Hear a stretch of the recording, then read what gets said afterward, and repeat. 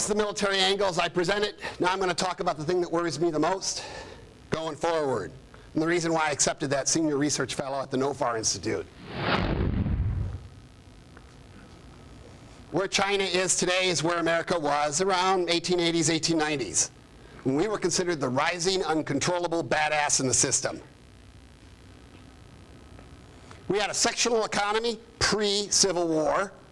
Because of the revolution that was the Civil War, integration occurred dramatically, largely because guys left their states for the first time in their lives and met other guys from all over the rest of the Union. And so when the war got done, all these business networks sprang up, and booyah, we had a continental economy. And we rose dramatically. Same thing happening in globalization now. The equivalent is the Chinese. So here we head into the Thucydides trap, Graham Allison's notion. When we were rising, we had wise men who looked ahead. And then they got this guy in power. What we had was rapidly rising connectivity to the outside world, but in a military capacity to protect and manage it that was far short. That strategic shortfall scared us. Our first instinct, just like the Chinese today, is cite the rule book. This guy won a Nobel Prize for the concept of arbitrationism.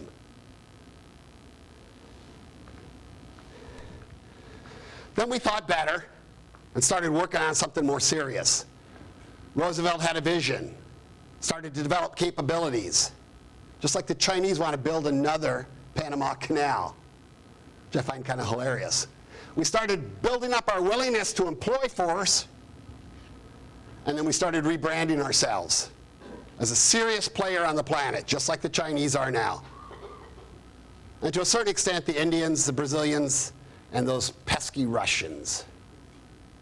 My point on Roosevelt, this character doesn't need to be a warmonger. I mean, he had a wild youth, but he didn't start any wars. He finished a tough nation-building effort, negotiated the Japanese-Russo War termination, and on that basis was the first U.S. president to win a Nobel Peace Prize. We're looking at a very similar possibility with Xi Jinping, who so far is demonstrating the big stick, but still largely soft talk.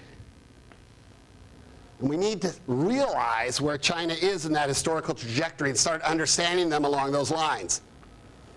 Because we are running into that Thucydides trap at high speed, with players on both sides just itching to make it happen. The splendid little war was a phrase John Hay, ambassador to England at the time, wrote to his good friend Teddy Roosevelt, who just had a smashing time down in Cuba.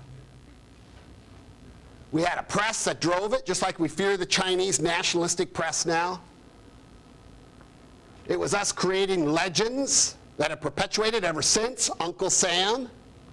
Why do we still have buntings and straw hats on the 4th of July? That's because that's when we grew up. That's when we came of age, was that time frame, around the 1900, turn of the century.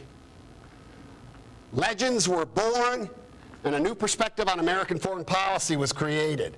This was a seminal event. It was, indeed, a splendid little war. It accomplished magnificent things for the United States at very low cost, very low risk. We weren't stupid. We didn't pick on Brits. We picked on the Spanish. We picked somebody we knew we could kick their ass. The Washington Generals to our Harlem Globetrotters.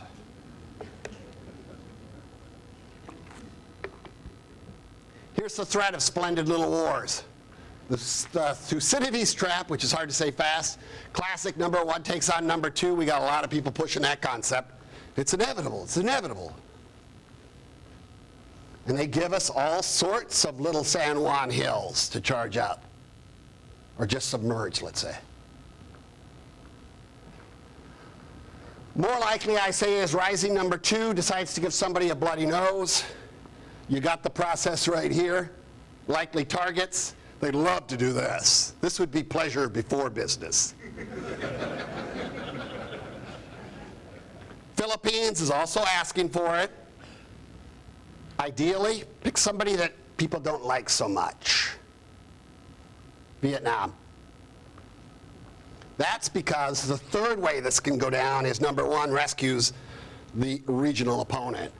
Already written into law, highly likely, not so much. So if I was going to pick a country, I would pick Vietnam. I think it's a bad choice in the long-term scheme of things, because the last time they tried to give Vietnam a bloody nose in 1979, it didn't work so well. But there's the package we're looking at. To me, this is the largest possibility to disrupt the global system. Britain and Germany should still be ruling the planet. They decided to fight 2 world wars against each other in rapid succession. And now they're second-tier powers for the rest of time. The fastest way the United States and China could achieve the same great distinction is to fall into this kind of trap. So the inevitable wars that I've seen in my lifetime, I'm talking inevitable. We got to fight the Russians. Tom Clancy gave us the book. My God, it was so realistic. I read it, and I was ready to fight. Getting my PhD, I already had my master's in Soviet studies, interrupted a bit by the fall of the Berlin Wall 2 years later. Now I'm a former expert on the former Soviet Union.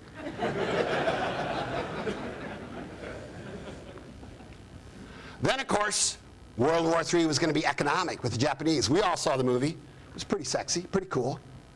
I remember when we were writing From the Sea, I had officers, naval and Marines, they were like, read this book. This war has already begun. Are you kidding? Turns out they just spent a little too much money on real estate and the whole thing went down the toilet.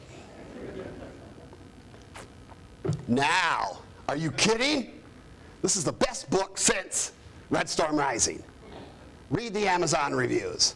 Totally realistic, gives a glimpse of the future, undeniable, inevitable, fabulous.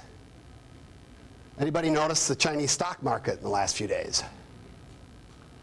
Well, we're running into the same territory because that's where China sits right now. The equivalent of America's 1870s, 1880s boom and bust stock market relating to nothing but dreams and aspirations. Great argument from Walter Russell Mead, American Interest, very recently. 3 bubbles. The obvious investment debt bubble, which creates this ideological bubble that the Chinese somehow can defy the laws of economic gravity, which creates this long-term perspective that the Chinese are going to rule the world. Are you kidding? They're going to rule the world. Until very recently, I would look and talk to people in their face, serious U.S. experts who would say China's going to have an economy 10 times the size of the United States by the middle of this century. And they would say that with a straight face. My point, we got enough resources to handle this integration. This is Thucydides' trap on a resource allocation basis is eminently handleable. Massive increase in what we've done the last 15 to 20 years. Absolutely amazing. Here we are on oil just 9 years ago. Here we are now. We are producing more oil now than we have in 25 years. Ingenuity. Stuff that we were told could never happen. Here's our natural gas production. Absolutely amazing. We produce more corn on the same acreage now, 50% more than we did just 10 years ago. When I was a kid, you could run through a cornfield. There were children of the corn. I dare you to run through a cornfield now in anything less than a Hummer. Soybean production, how that's taken over. I remember the first soybean crops I saw as a kid in the early 1970s, and people were like, what is that? That's huge now. Big part of our system. The blossoming of agricultural exports to China. And then more generally, look how we've handled Asia's rise. Absolutely amazing. But again, look at the focus toward our neighbors. Last point I'm going to make, and I'll open it up.